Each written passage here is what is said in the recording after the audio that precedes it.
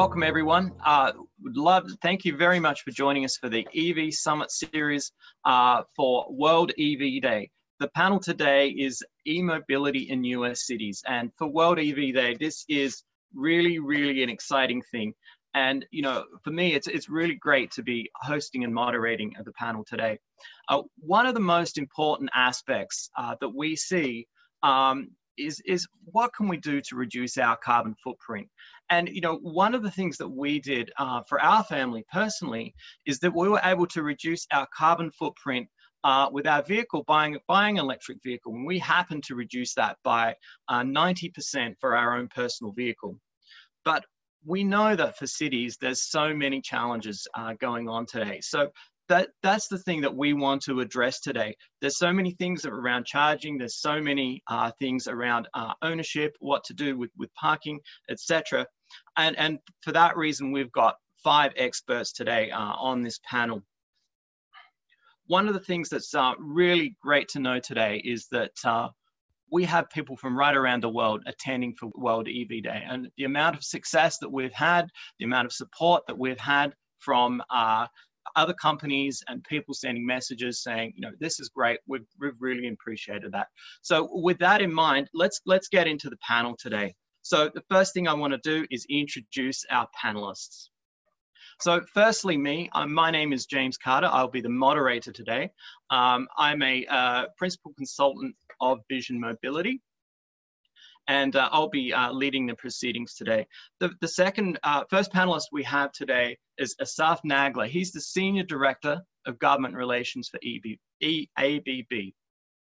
Second panelist is Erica Myers. She is the Principal of Transportation at the Smart Electric Power Alliance, or SEPA. The third person we have today is Sarah Reed, and she's the Program Manager for Public Fleets and Electric Coalition. Then fourth is Mike Salisbury. He's the Transportation Energy Lead at the City and County of Denver in Colorado. And lastly, we have Catherine Kummer, who's the Climate Advisor at Charlotte in North Carolina. So thank you everyone for being here today. We really appreciate it. So the first thing that I wanted to mention today is what to expect from our panel today. Firstly, we're going to have 5 minutes some questions from each panelist, and then straight after that, we're going to have 5 minutes of questions from you, the audience. So please make sure, if you're in the audience today, make sure to hit that Q&A button and ask the panelists some questions as we're going through our discussion today. That would be really good, so that your question can be heard and that we can see what's going on. So first thing I'd like to do today is let's bring up Asaf. Hi, James. Hi, how are you, Asaf? I'm well, how are you? Good. Look, I'm just going to ask you a question here. Asaf, ABB is one of the largest suppliers of EVSE equipment globally. What sort of partnerships are you seeing with ABB in cities that have helped overcome some of the key problems with EV infrastructure, such as charging for apartments and for street parking and grid-side high-power charging enablement? Sure, thanks, James, for the question and for the opportunity to be with you and the other panelists, and happy World EV Day. So, you know, ABB approaches city electrification and digitalization from a wide and interconnected lens, from smart buildings to transportation. And I think that's kind of a useful paradigm, because transportation electrification is far from monolithic. You know, in a city, you have a wide landscape, transit bus operators, personal drivers. Some live in apartments, some are in homes, some have dedicated parking, some don't. Of course, you have delivery trucks that may be based outside the city, and then transportation network companies like Uber and Lyft. So each of these segments may have different charging technology needs, and there's really no one-size-fits-all approach. But before getting to your point, I just want to kind of give some scale to the challenge. So a little back of the envelope math here. There are currently about 2 million registered passenger vehicles in New York City, which doesn't include trucks, buses, or any other kind of vehicles. If every one of those cars were electric and plugged in at the same time using a simple level 2 charger, it would create about 13 gigawatts of demand. That is huge. That is crazy.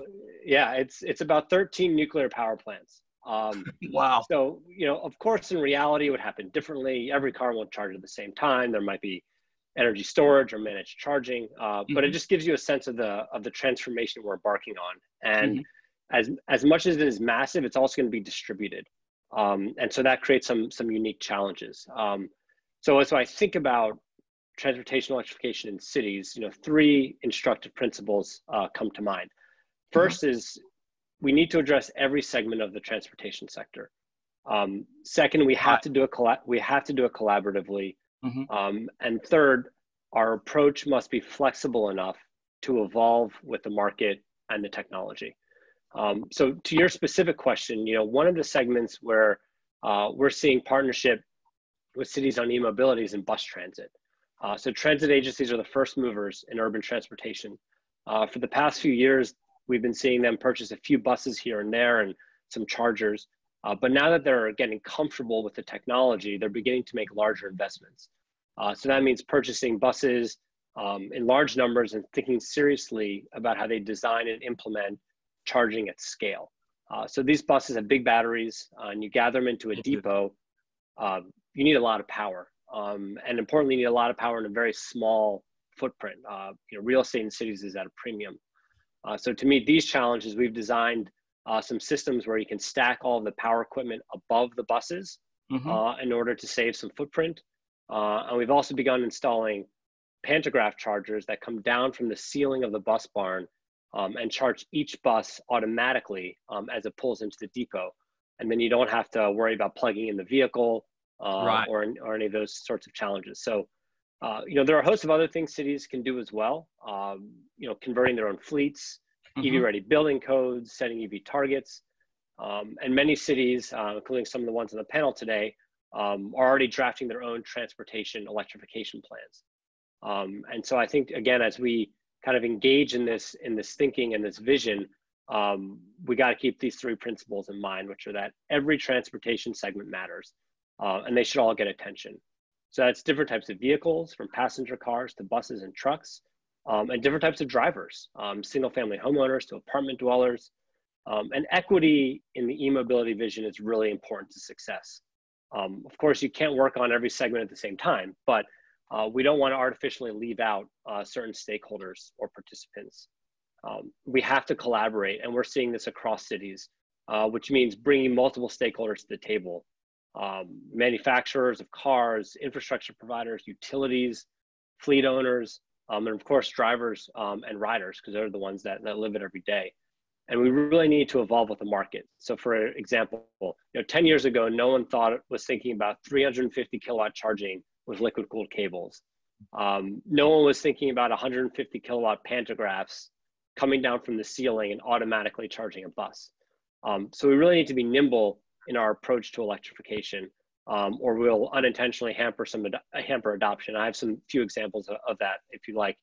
But cities are dynamic, and they're hotbeds for innovation. So if we really want to innovate and lead, we definitely need to make sure that we address all the market players and participants, that we work together, and that we evolve with the market and with the technology.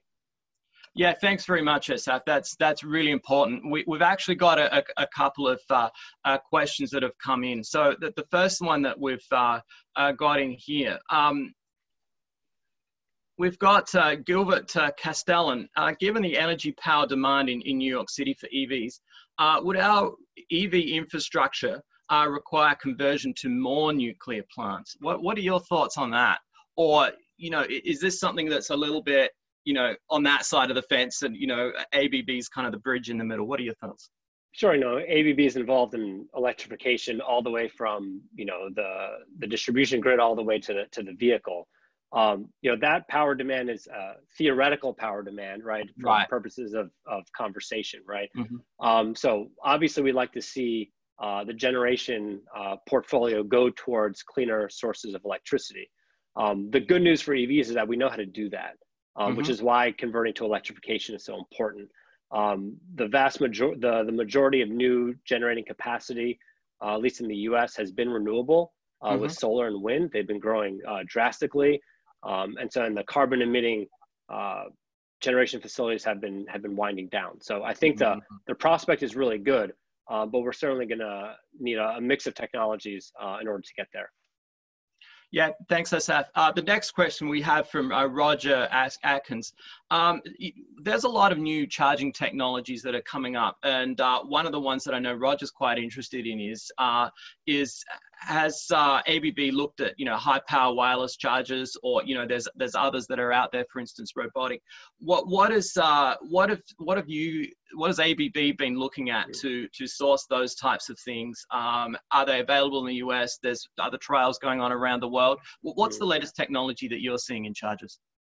Certainly. So robotics for sure. ABB is one of the largest maker of robots globally. And so for certain applications, we are working on those type of solutions. Wireless charging is promising. I think as we've learned with all sorts of charging technology, everything has a niche. And I think wireless still has a ways to go. There's no standard around it or interoperability for those. But we're really seeing a lot of growth in the portfolio in chargers from level 2 all the way to high power charging. And I think that's where some of the real innovation is happening, is on that side. We're seeing the ability to pack more and more power into a smaller and smaller footprint. And I think that's really important for cities. As again, you need to have a lot of power for these chargers and footprints at a premium. So that's something that we've certainly seen in our technology portfolio as it's grown, is being able to fit more in a smaller footprint. Yeah, no, that's great. Thank you, Asaf. The next question is from Tony Shorthouse. How realistic is V2G over charging or other wireless charging? What are your thoughts surrounding V2G? There's been a lot of work on V2G happening, particularly in California. And I certainly think it's promising. The question that we always ask, and I think it's important to ask, is how's the vehicle going to be used? How's it going to operate? And how's the charger going to be used? And for a lot of folks, V2G may not make sense, but for some use cases, it might. For example, if you're on the go and you're having a fast charge session, you're probably not in a situation where you want to be putting power back to the grid, right? You want to be taking power quickly so you can get on your way. In other cases where you might have idle assets like school buses in the summertime, where they have large battery capacity that aren't being used, that might be a great time where you can have some exchange between the vehicles and the grid. So, there are a lot of nuances to work through, and we haven't even talked about a number of them. However, it's something that we need to have in the arsenal. But I think the important thing is figuring out, what's the actual use case for this, and how will it be used. Great. Thanks, Asaf. Thank you very much for those comments, and thank you for your thoughts on these questions today. Right now, we are going to move over to Sarah Reed. And Sarah's the program manager for public fleets and at Electrification Coalition. Welcome today, Sarah. It's so good to have you here today. Thank you so much, James. I'm really excited to be here. Excellent. Now, Sarah, we know most governments are suffering from severe budget shortfalls due to the impact of COVID-19. And, I know many fleets will simply try to push out any capital expenditure, just say, can't afford it now, let's push it out. How can we encourage public fleets to actually shift to EVs? We know that there's higher capital costs, but what are the ways that we can go to them and say, hey, look, this is worthwhile. Even though it's a difficult time, let's move forward. Yeah, it's a really good question. And, we really know firsthand the immense challenges that cities are facing right now. We work with over 200 public fleets who are looking to purchase EVs this year and next, and have a really gained a depth of experience of how cities and others across the country are tackling the issues of electrifying their fleets. And just overall, it's been really incredible to see how mayors and cities are leading and leveraging all of the local organizations and cooperations to make change. And I know we'll hear from Catherine and Mike in Denver and Charlotte, who can really give us some of their firsthand experience. But there are a couple things that we at the Electrification Coalition really like to share with fleets and help bring them to the electrification stage.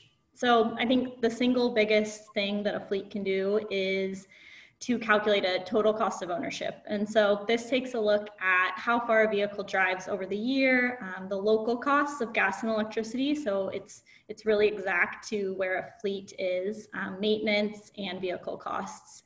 And so, you know, as everybody for the most part knows, that EVs do cost more upfront, but in most cases, they are cheaper over the course of their lifetime if implemented in the right use. And so there are simple online calculation tools that public fleets can use. There's more complex tools that are out there. The Electrification Coalition, we're a nonprofit, nonpartisan group focused on facilitating the transition to electric. We can help you.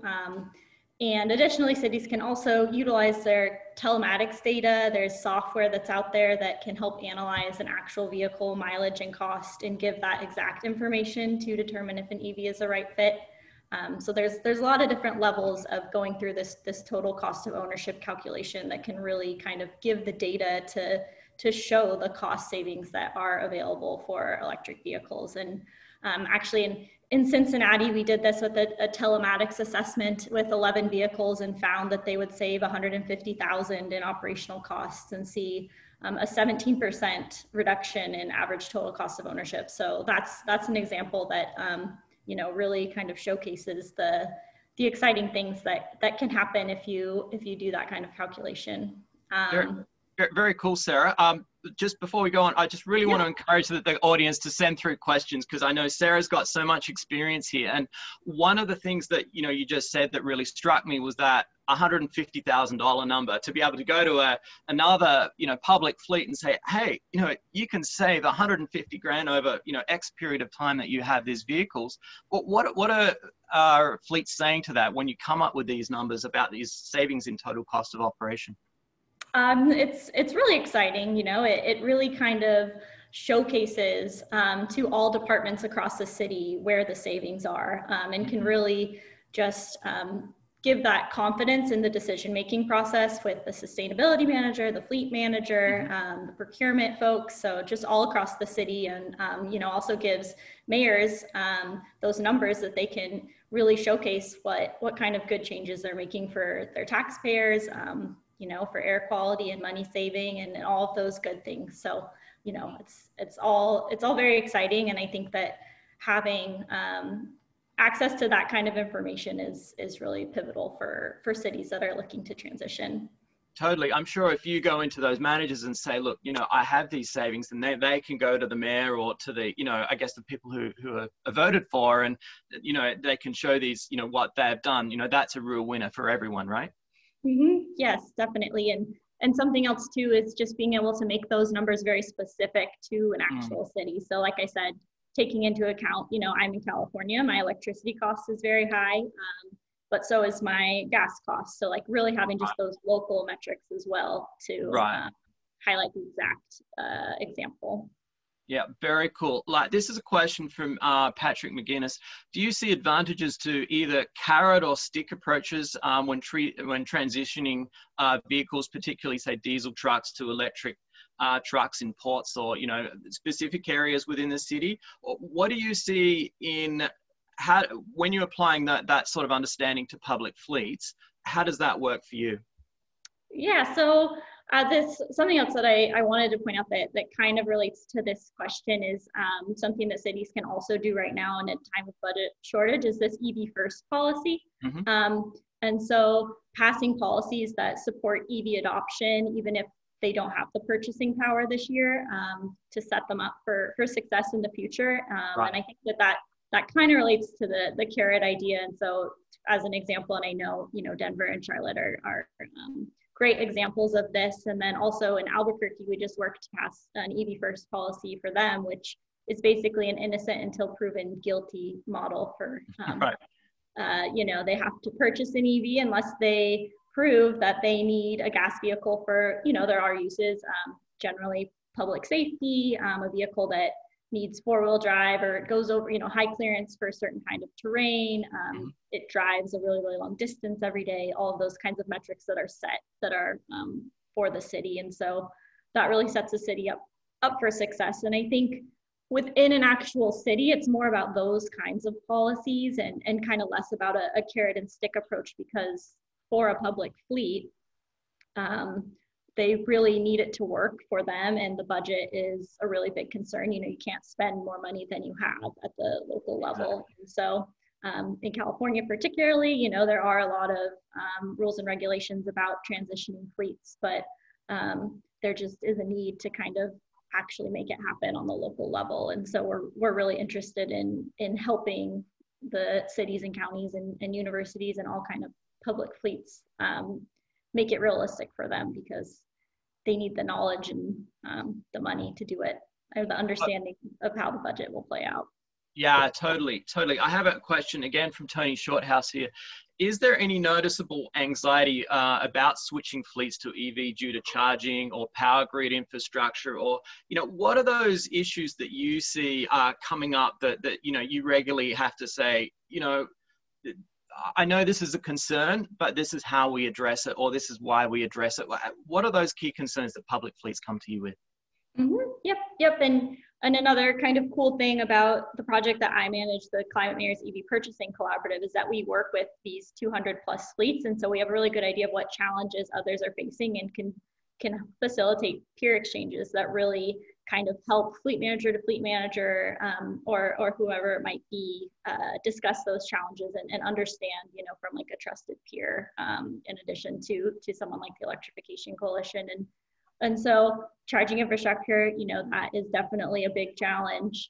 That's one that's just showcasing what others have done. You know, I know in Sacramento, they use the savings from their EVs to fund their charging infrastructure. So just knowing those kinds of creative solutions around the costs of charging, basic education around charging infrastructure, and just range anxiety about really looking at how far a vehicle drives, and just making sure everybody that and employees that will be driving understand, you know, that they really will be okay, and making sure that you're putting the right vehicle, as I said, in the right use case, so that everybody is in a position to be successful. Another one too is education for staff, you know, mechanics. That's another big concern that usually comes up with fleet managers, and that's something where manufacturers of the vehicles actually offer training. There's a lot of community college coursework, especially in California, that is now available to mechanics. So that's just kind of, we know where a lot of these resources are to help solve some of these, you know, initial concerns that fleet managers have that haven't ever even driven an EV or thought about how to put them in their fleet. So. Right, amazing. We've got one quick question before we finish up and move on. Despite the lower costs, this is from Felix Evans, despite the lower costs of TCO and electric school buses and 500,000 school buses in the US, the upfront cost can be prohibitively expensive. Why is this the case, and how can we accelerate the electrification of school buses? Now, I know we've covered some of this, but is there something in particular in school buses that you've been seeing that's really important for public fleets to understand? I think with school buses, you know, the biggest thing right now from my perspective, and interested to hear what other panelists kind of know about this, because I really do mostly work on the light duty side, but a lot of the funding for that comes from, you know, VW settlement or other state programs that might be out there. And so a lot of school districts don't have the money, because an electric school bus is significantly more expensive than a diesel school bus. And so finding those opportunities that are out there right now, and understanding how to apply for that funding and implementing the technology is really kind of the most important thing. The collaborative will actually be adding some additional school bus vendors that will help bring the cost down a little bit through the cooperative purchasing mechanism of the program. But you know, it's definitely a newer field, and one that is very expensive. And so there's a couple examples out there, and you know, it's a really exciting space because you know, that really impacts air quality, and especially for school age children. So it's very exciting, but yes, definitely challenges. Definitely, Sarah. It is such an exciting space, and I think, you know, with public fleets, you know, looking to get on board more and more, you know, to me, it also is ability to demonstrate leadership of cities, and I think to me that's one of the most exciting things in the space for is public fleets initiatives so far. So thank you, Sarah. I really appreciate your time today, and it's so good for you to share your thoughts about you know, public fleets with electric vehicles. Thank you. So I would like to introduce Mike Salisbury. Now, Mike is the Transportation Energy Lead in the City and County of Denver, Colorado. Now, Mike has done a whole bunch of different EV projects through Denver and Colorado, and it's really great to have his experience here today to see some of the actual specifics of what he's been able to do and what he's been able to see. Welcome, Mike. Hello, thank you. Glad to be here. Great to have you here today as well. So first question that we are going to have for you today. We know vehicle electrification of all types is absolutely critical to reducing our carbon emissions. However, there's more to it than that, because it's about clean air for cities as well, which, you know, we saw this during COVID times as cities, their air pollution almost just went away. How can cities take advantage of this situation, something everyone's noticed, being clean air, and use this to accelerate the shift towards electric vehicles? Yeah, thanks, James. Great question. I think, yeah, I mean, really, clean air is absolutely fundamental. So it's what we're trying to accomplish, and air quality has this, you know, for better or worse, has the benefit of being much more tangible and visible on a daily basis than issues like climate. So you said, like, this spring in March and April, we had this really powerful moment where we had this incredibly clean air. And I think it really helped give people a vision of what a clean transportation, clean energy future can look like. But then here in Colorado, like in so many other parts of the Western United States, we've been having a terrible wildfire season, which is of course exacerbated by climate change. So we have this like really recent stark contrast between this really clean air in the spring, and then 2 days ago, like I couldn't see the mountains in Denver. Like they're because of wildfire smoke and then general haze. So it's this really interesting, clear contrast that we can use to kind of sell or talk to the public about the benefits of clean transportation and electric vehicles. But it does take more than electrification kind of mentioned. So I know in Denver and a lot of cities, we focus a lot on mobility first. So, you know, walking, biking, transit, you know, the cleanest mile is the one not driven. So especially if it's a individually owned, single occupancy gasoline vehicle. But the reality is we have this incredibly short time frame to reduce our carbon emissions. So we need to, you know, both drastically reduce driving and miles driven, but also just significantly ramp up EV adoption. Sarah was, you know, kind of talking about the budgetary challenges, and, you know, unfortunately, Denver's in that same boat. So we're trying to like think about how we can be creative. How do we keep on moving forward with EV adoption in the city in these kind of, you know, budget times? And so we're looking, for example, to do more partnerships with the private sector. So having a third party come in and site stations on city properties. The city might not have capital dollars to contribute to install more stations, but they can provide city properties which can be great destinations for the public to go.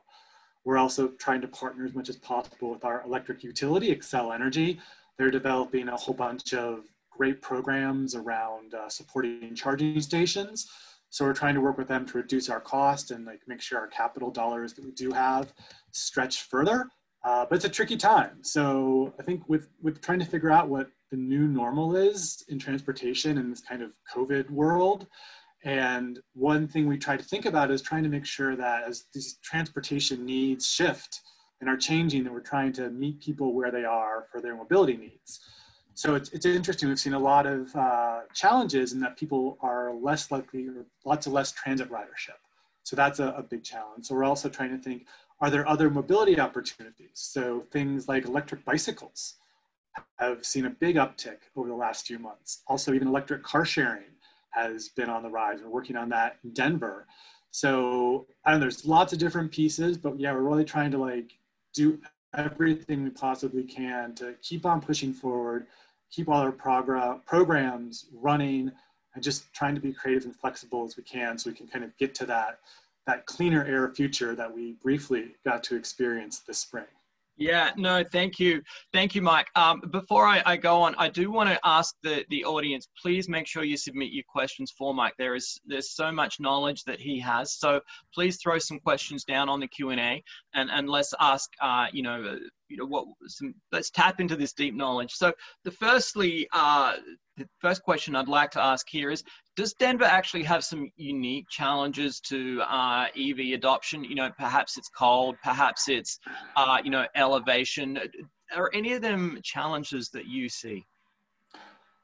I think, and I don't know that it's unique to Denver, lots of cities have the same challenges, but the first question I get a lot of the time when I talk to someone about electric vehicles is they always want to know, can I go to the mountains and back in my EV? That's for people living in the Denver metro area, going to the ski resorts in the winter, going hiking and camping in the summer.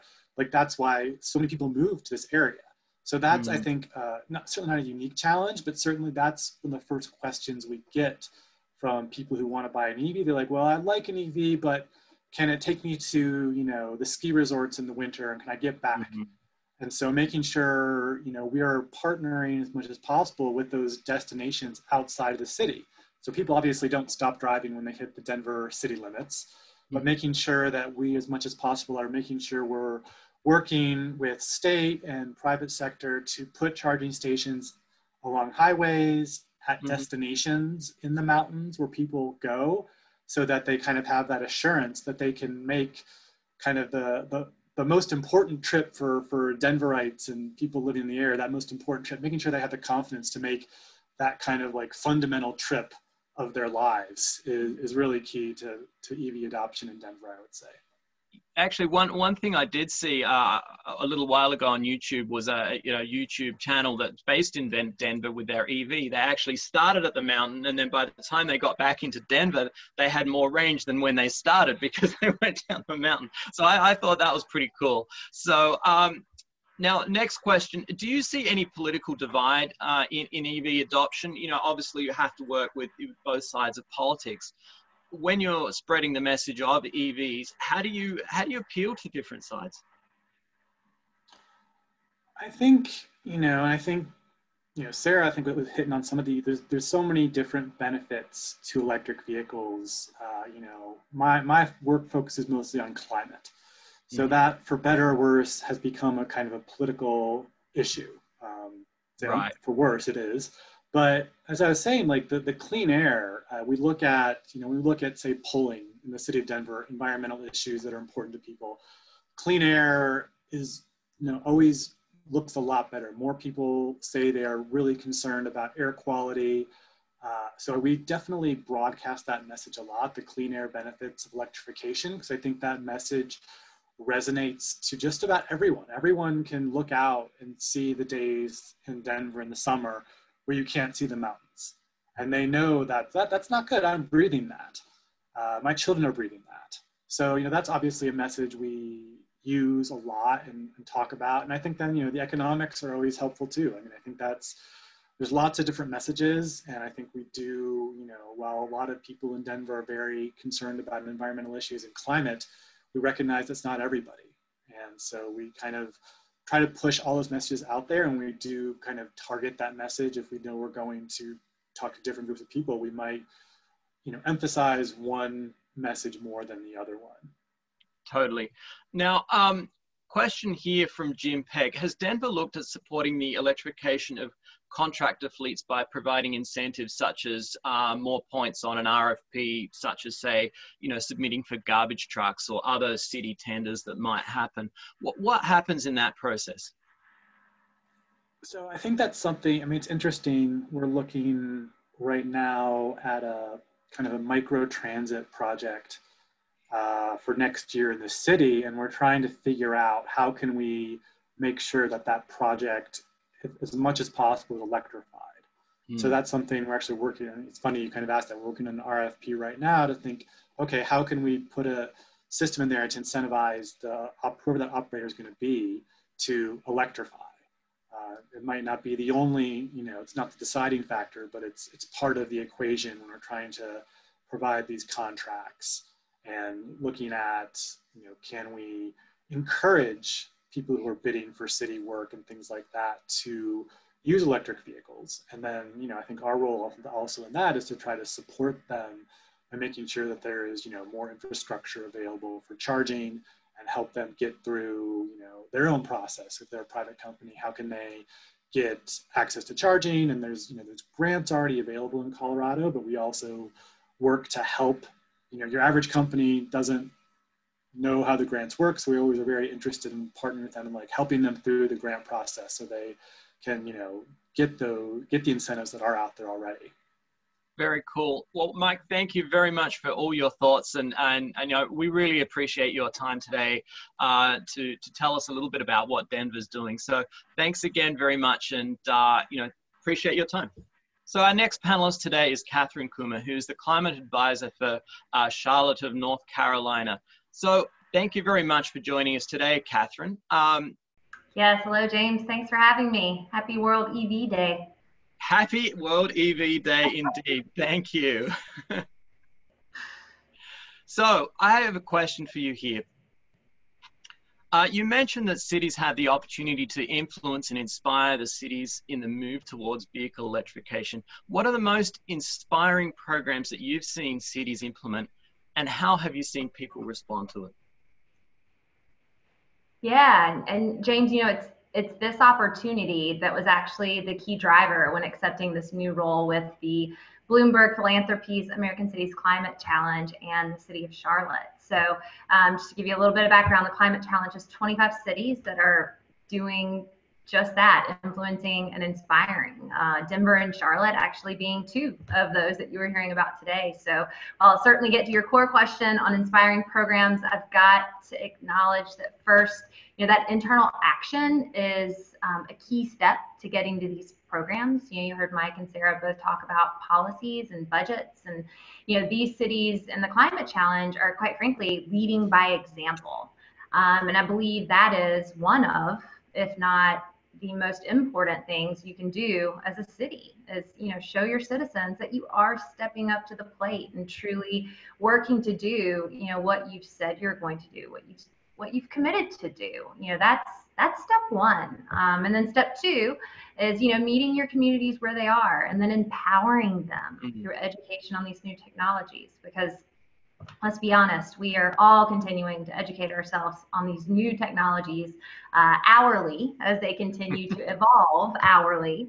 And we make this just crazy critical transition to eMobility. But I wanted to share a couple of examples of, that step one that I mentioned that specifically are examples from right here within the city of Charlotte, and those tie back specifically to policy and budget.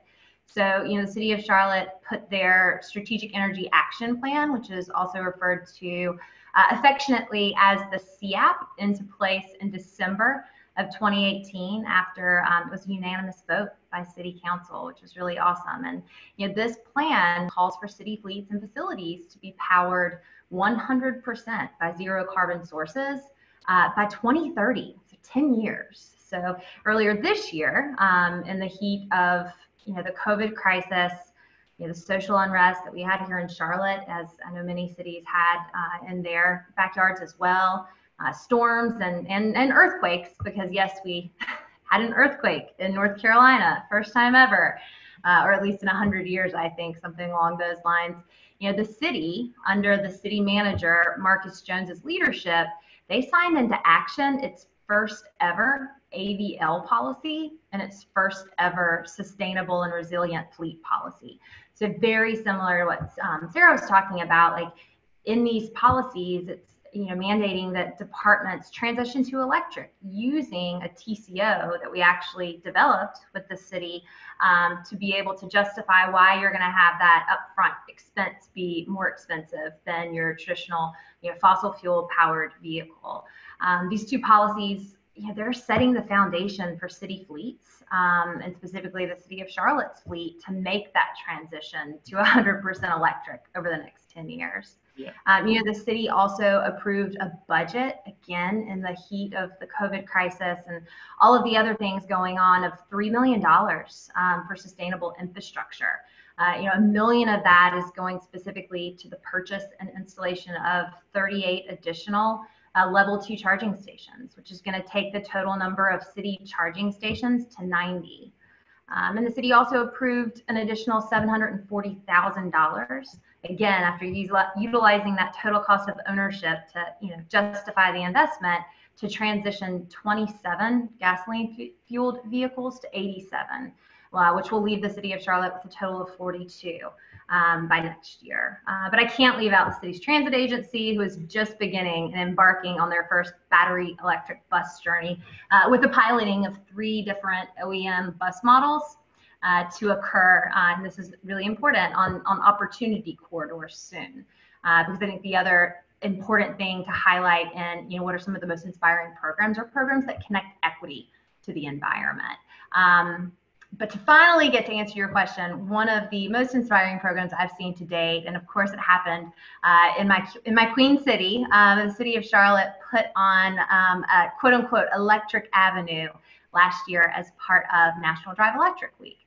They partnered with their local utility, who is Duke Energy, various OEMs, and most importantly, their residents, to put on an EV education event on one of their main streets in Uptown that's typically only open for vehicle traffic. The event generated over 300 folks in attendance in just a partial day. You know, and that was folks that were coming out and they wanted to learn about these EVs that were taking up the street, where traditionally they'd see fossil fuel vehicles going up and down throughout the day. But, you know, even more interestingly enough, because our hope is to continue these events in our post-COVID world where we can be in person again, we did surveying. So we had 85 different in-person surveys.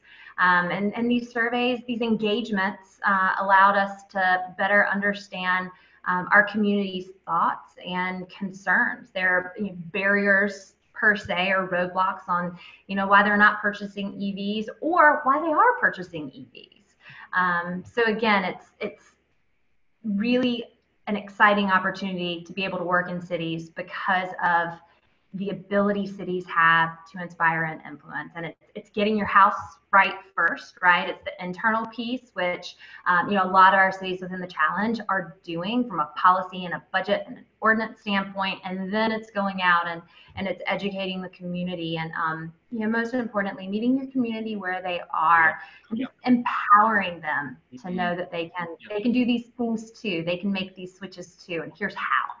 Very, very cool. Well, thank you very much, Catherine. You know, we have some questions. Look, if any of the audience does have some questions for Catherine here, I think some of the things that she's saying are extremely inspiring, and because it really gets people to resonate with what, you know, the message that electric vehicles is all about. So the first question I have today here for you, do you think it's achievable that, you know, perhaps 10 years is an achievable transition timeline to 100% electric? Or do you think that's, you know, it's going to take longer than that? Or, you know, what are you thinking? Maybe that's for public vehicles, citizens' vehicles may take longer. What's your thoughts? Yeah, I mean, the city of Charlotte made this goal knowing that the technology would be evolving, like I said before, on an hourly, daily basis. So, you know, speaking specifically to our city, we fully feel that in 10 years we can be 100%, and we're going to operate in that capacity, right? You know, we've committed to that, and we are going to go all in. And, you know, with Mayor Vi Lyles, and City Manager Jones, with their leadership, and, you know, the other leadership within the city standing behind, you know, these public goals that have been made, I think it's very capable. It's very realistic. Now, I know you mentioned some of the public events that you've had in Charlotte, and what is the core message, or how have people really been able to, you know, grab that, I guess, in turn themselves? What are they saying to you about how they're being inspired? Yeah, it's so interesting. Spending time with the community members, just going back to reference the event that happened last fall in Uptown Charlotte, the look on their faces when you explain to them how far you actually can go on one charge, or how safe the very back of a Tesla is, even though one may not think it's as safe as it could be. You know, just the light bulbs moments where they're looking at the cost comparisons and where they're thinking for the first time about total cost of ownership and what they'll pay all in, but more specifically, what they'll save.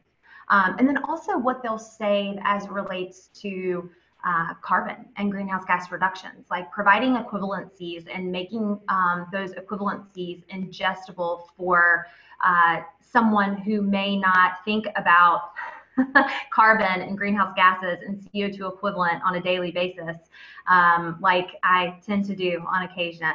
Just making it, again, meeting these folks where they are and really providing them the opportunity to learn more, because they'll listen. They're ready to listen, and they've told us they want more, they want to listen.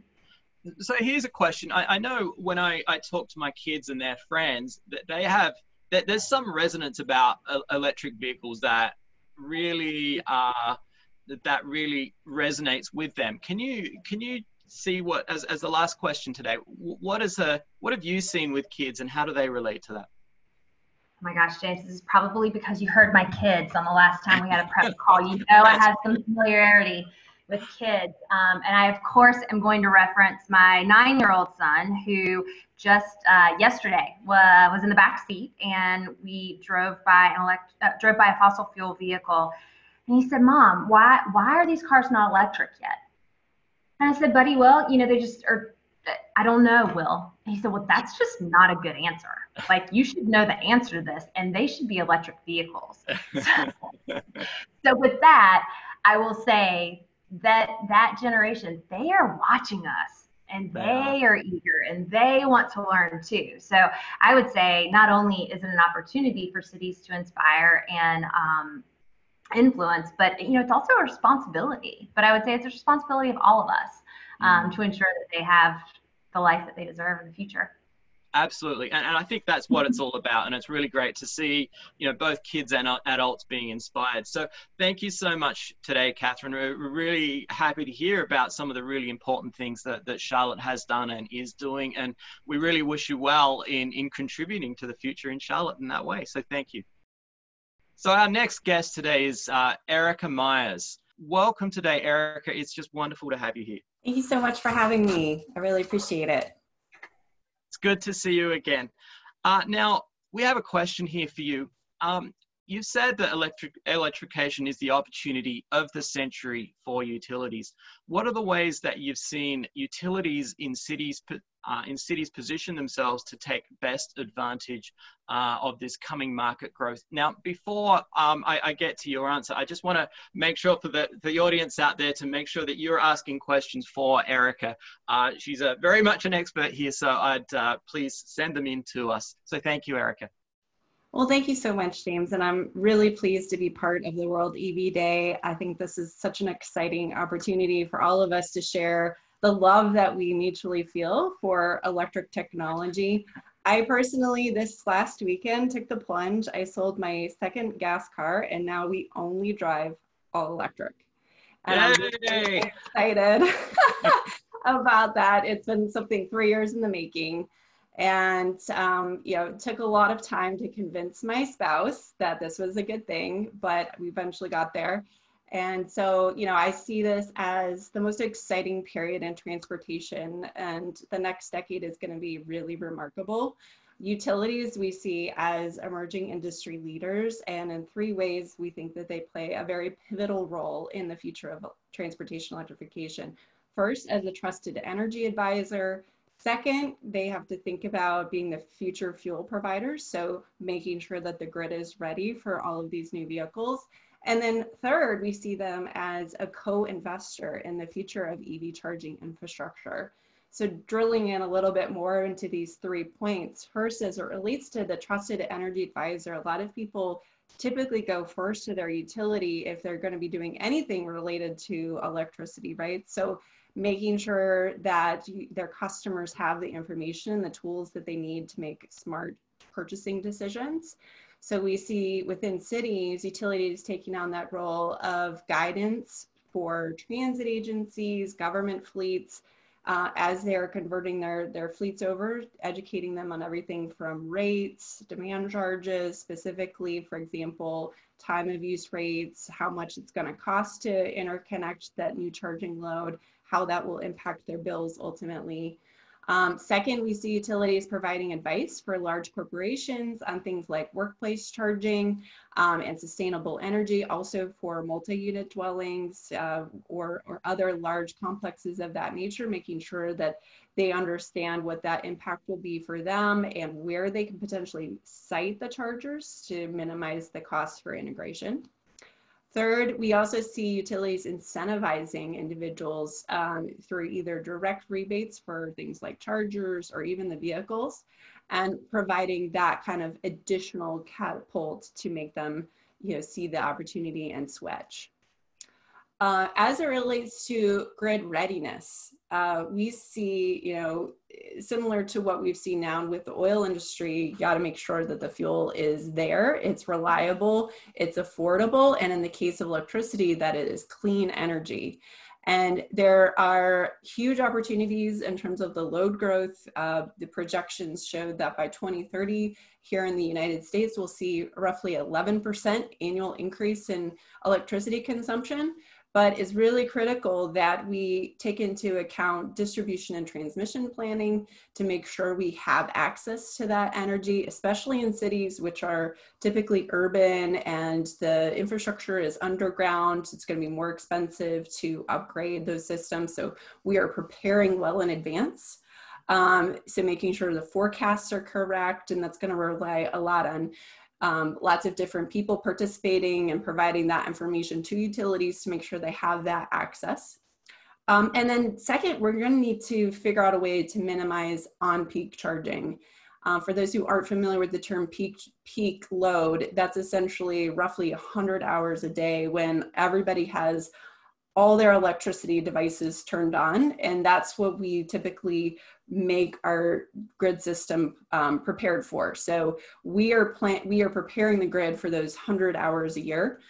We want to make sure that people aren't charging during those 100 hours a year. So giving them incentives to shift their charging load to off-peak times, let's say mostly at night, or maybe during the day when we're starting to see more and more solar hitting the system. So giving some incentivization and guidance to consumers about those charging opportunities.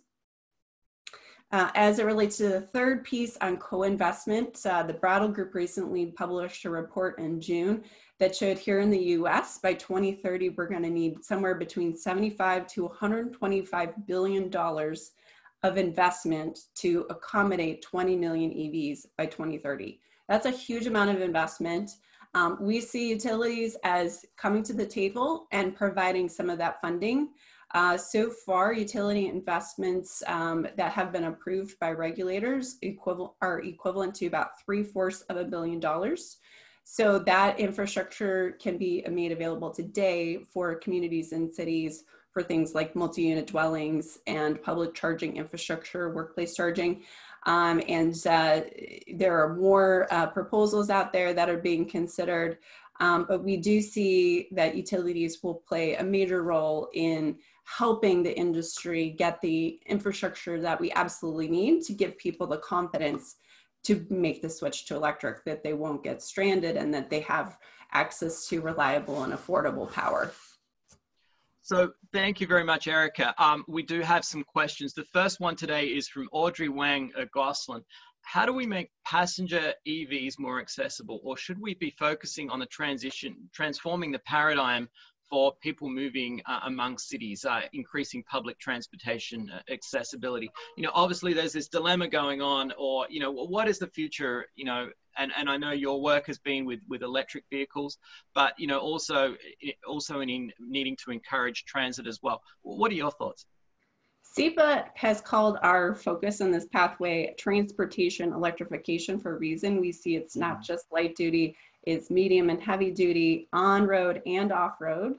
We also see opportunities with marine, so boats, and also air. So how can we eventually switch our planes to run on electric?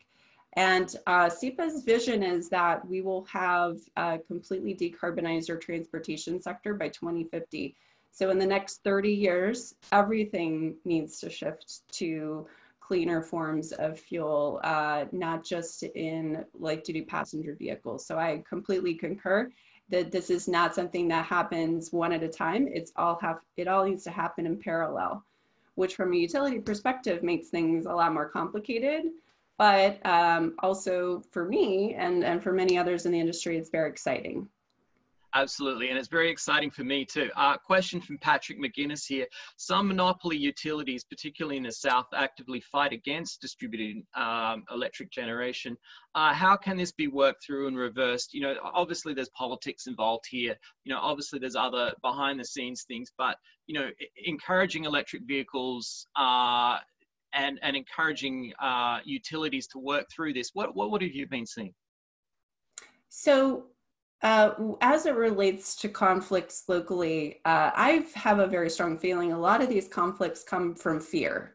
The fear that I won't have a job in 5 years or 10 years in my industry. And so where I think we need to spend more time focused on as an industry more broadly is the opportunities to transition people who are working in a fossil industry into an electric vehicle industry. And we absolutely think that there are parallels between the different job types and making sure that we have a just transition for those fossil fuel workers and give them the job training opportunities to move into these new market segments. So I think the fear of it is something that's there and certainly present, and that we all need to work together in this transition and become change agents, as well as supporting our fellow Americans in this transition. And as it relates to utilities, you know, and the role of utilities and the broader industry, I think first and foremost, education and information is something we all need to take seriously, making sure that the information is transparent, it's publicly available, it's accessible for everyone, and that it's translated in a way that's not industry jargon, but that most people can understand. Yeah, no, thanks, Erica. I think you really keyed on a key point there, and that's the concept of fear and what people think in this transition, and helping people to overcome that fear to me is really key. And so thank you again, Erica. Really appreciate you having us, you coming along to our panel for World EV Day today. So, but please stick around. We've got some questions for everyone between each other of the panelists. So we're going to have a question now. Catherine has a question for Asaf. So if we can have both of these people up, that would be really terrific. So while we're there, I'm going to read this question for Asaf. Can Asaf talk to us about how, if ABB is working with local utilities, specifically around infrastructure at scale, and how ABB is working to prioritize equity?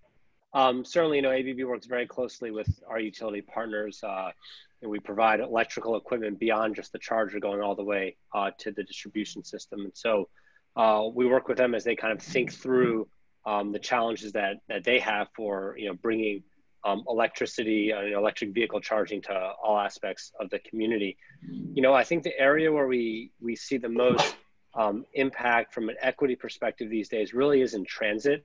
It's kind of the best way to reach folks that don't have vehicles, that live in some other communities where you have significant local pollution from the transportation sector. You see that really having an impact in the transit space, and utilities are very much engaged with the transit agencies and with the infrastructure providers focusing there.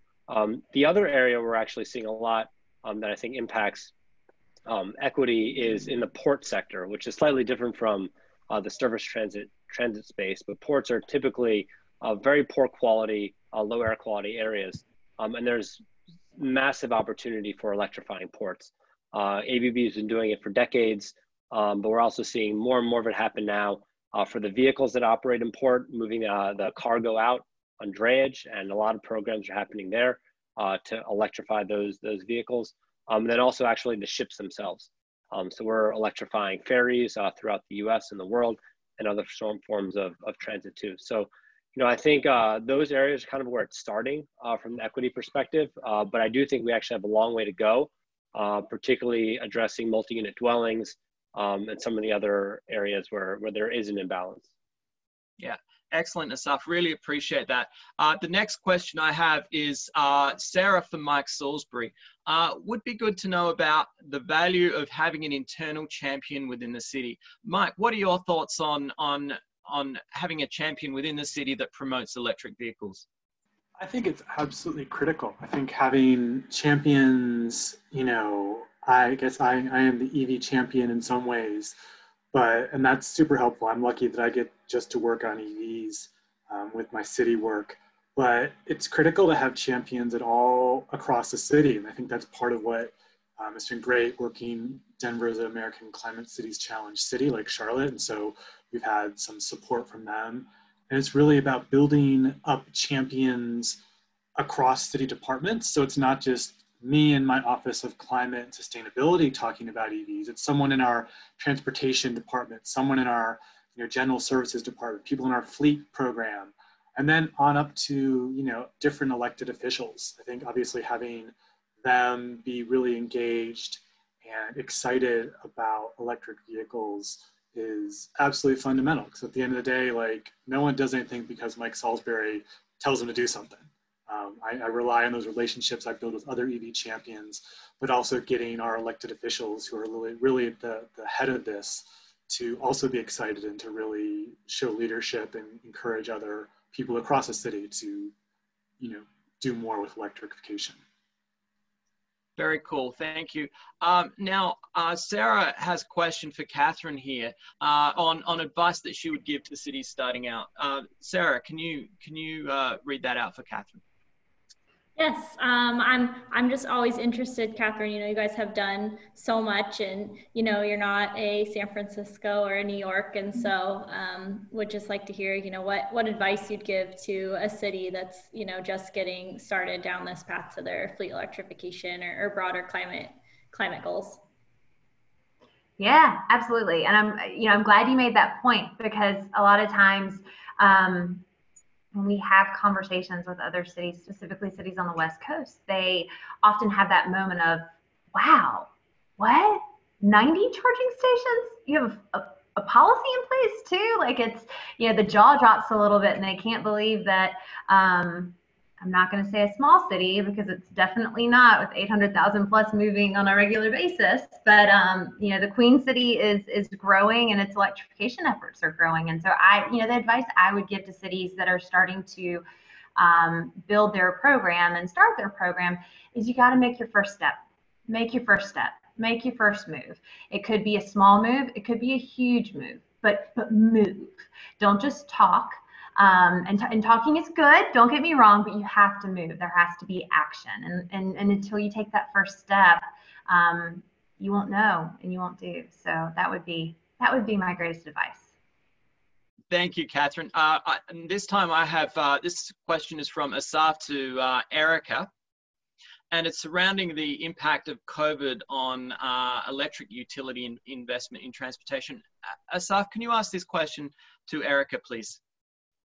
Sure, Erica, I was wondering if you've seen any impact at all from COVID on utility investment in transportation electrification. Yeah, so I've had the privilege of talking to a lot of utilities in the past couple of months, and the trend shows that there was a slowdown in utility program uptake and enrollment for the first part of the spring into the summer, but fortunately, most of those programs are continuing to move forward and making progress.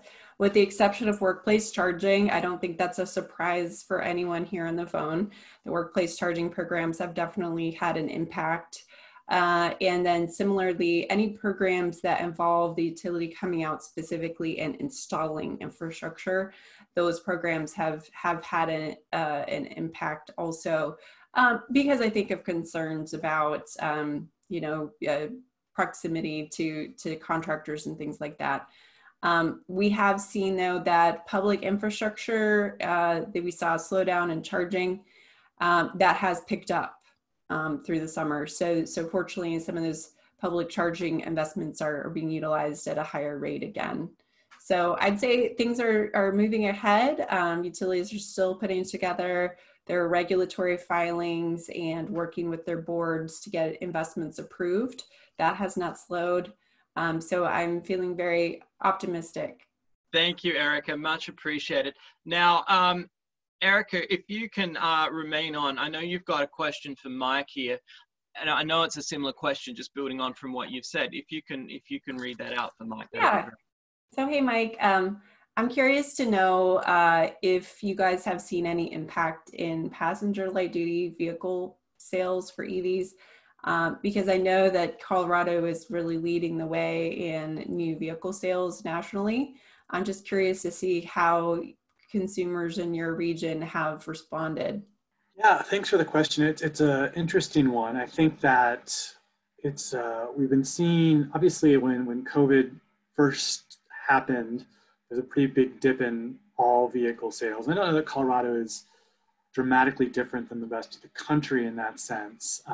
We did kind of see that EVs kind of at least maintain their kind of normal sales percentage that they had been at over that time. But we have seen, I think, it start to do as in the last couple of months as people have started buying vehicles again. We have seen EV sales kind of continue to go in a positive direction. I think we're just kind of digging out from the hole where people weren't buying vehicles for a long time. But I think we're doing okay. Still need to be doing more to meet our targets.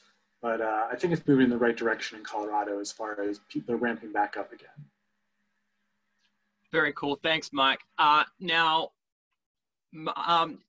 we've got Sarah. I know you've got another question for Erica here. How can EVs be used as grid assets during power shutoffs? So I think I just asked your question, so sorry, Sarah, but so tell us about that.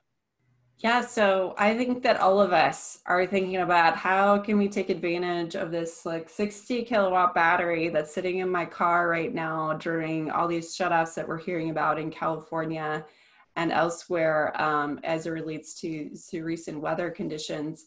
And I think that's a big, really important question. I've worked on vehicle grid integration topics as kind of my main area of focus for the last 3 years. And it's something that I feel really personally passionate about. I think that everyone who cares about EVs should also care about EV load management. That's how I see the world. I think we want to have this new technology, but we want it without any of the consequences, right? We don't want more fossil fuel plants built as a result of new EVs. And so we think of rates and managed charging, which is the unidirectional signals to delay charge or start charge depending on the amount of clean energy in the system, as the first steps to enabling what we think is a really robust future for EV charging more broadly. But I think added on to that, how can we take advantage of this battery storage, which, believe it or not, there's more storage in the Nissan Leaf population here in the United States than there is collectively across all of the stationary battery storage units in the US. There's more power storage in those Nissan Leafs. So if we could leverage those Nissan Leafs, which today are bidirectionally capable through the CHAdeMO, if we could leverage those in some sort of really unique way for utility programs or for wholesale power markets, what could that do for increasing the robustness and reliability of our grid? And the problem is that we haven't really figured out a way to access those chargers. We don't have interconnection policies. We don't have export tariffs. The net energy metering rules and regulations aren't going to be enough of an incentive to get somebody to export power into the grid. So there's a lot of things that we need to do between now and then. But it's an exciting time. Like I keep saying over and over again. I mean, I love problems. You love problems, James. We can find problems and solutions together. Yeah, that's it, Erica. That's what it's all about, isn't it? Now, I have a question. Mike has a question for Catherine about Duke Energy. So, Mike, can you read that question out for Catherine? Thank you, Erica. Absolutely. Yeah, I wanted to, Catherine, if you could just kind of elaborate more. You briefly mentioned a pilot you're doing with Duke Energy and talk about opportunity corridors. I was wondering if you could just talk more about that. Yeah, absolutely. So the City of Charlotte applied for the FTA's Low-No grant in 2019. We're unsuccessful in receiving funding in that year, but like the little engine that could applied again this year with a 50% match. So the city was awarded $3.7 million with, again, a $3.7 million match, which was significantly higher than what they had done in 2019. However, what they also did this year that they did not do in 2019 was name a private procurement partner. And I'm not sure that I've heard of any other cities listing a utility as that private procurement partner, but Duke Energy has been publicly named and was written in the grant application as the procurement partner.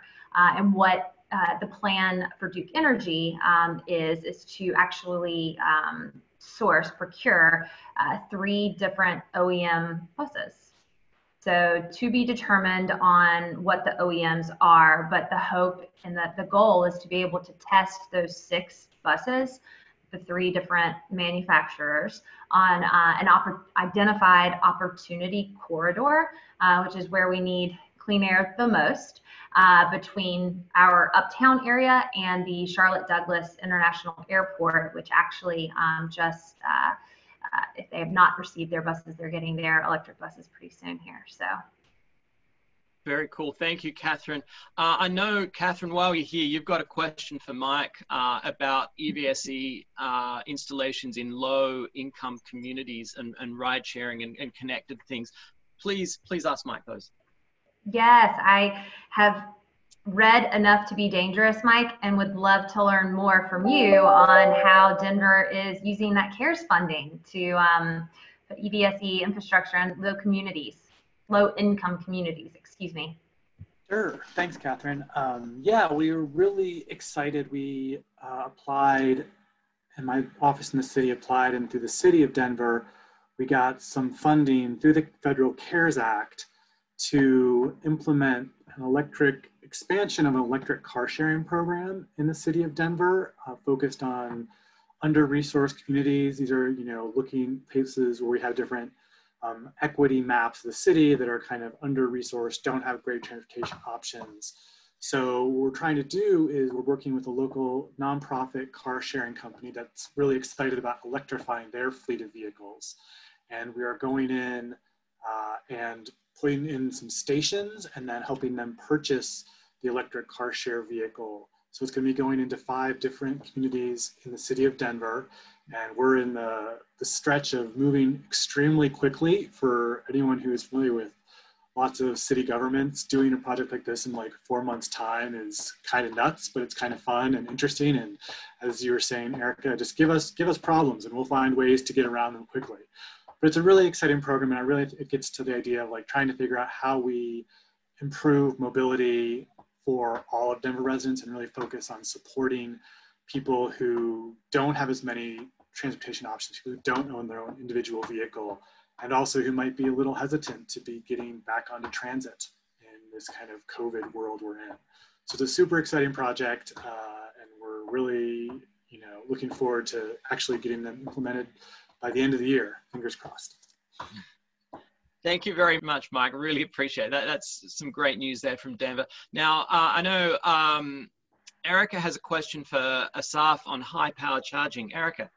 Asaf, so I know you guys are kind of the masters of the future of high power charging, and I'm really curious what ABB sees as the next thing in fast charging, and especially for medium and heavy duty vehicles. Yeah, thanks, Erica. One of the areas that I think there's a lot of opportunity that we're working on for this space is modularity and scalability. And this goes beyond just the physical charger itself, but it's all the gear that comes with it to make high power charging happen. And so we are developing and deploying more and more modular solutions where you can put the transformers, the switchgear, the distribution controls, everything in a box or on a skid or in a container. And in some cases, you can integrate battery energy storage or whatever other kind of flexible equipment you need in there, and to make it small and modular. Because what we're seeing now is more and more with these trucks, obviously they have high power demand, limited space, and you need ease of installation to keep costs down. And so with these more modular solutions in a smaller footprint, you're able to achieve that, and you're able to really kind of expand the view of what a charger means. It's not just about the charger, but it's about that whole value chain from the charger back to the grid. And if you're able to do it right, you can also obviate the need for other sort of grid investments that the utility might have to make, so that you can, again, make it cheaper to install, faster to install, and really deliver that value to owners and operators. Thank you, Asaf. That's really much appreciated. Now, one thing, I'm going to put you all on the spot. I want each of you to give like a very brief 1 second, a few words or one sentence summary of what you think, the future of the cities is with electric vehicles. And I'm going to start with you, Asaf. I think the future is bright, and I think the future is going to be diverse, just like the cities are. We're going to see a diverse set of solutions to the diverse set of drivers and the community that's out there. And I think we'll get there if we can find a way to unleash that innovation and those multiple solutions for all the different players out there. Very cool. Thank you, Asaf. Erica, what's your thoughts? Just really briefly to wrap up. So I see the future of EVs as evolving alongside autonomous vehicles. So we can deploy electric vehicles to service, let's say, constrained feeders or other places in emergency situations. That would be a way that we can continue to leverage these transportation investments, as well as make society at large better and a more wonderful place to live, as we see more and more people moving towards car sharing and then out of their own personal vehicles. Thank you, Erica. Much appreciated. Sarah, what are your closing thoughts?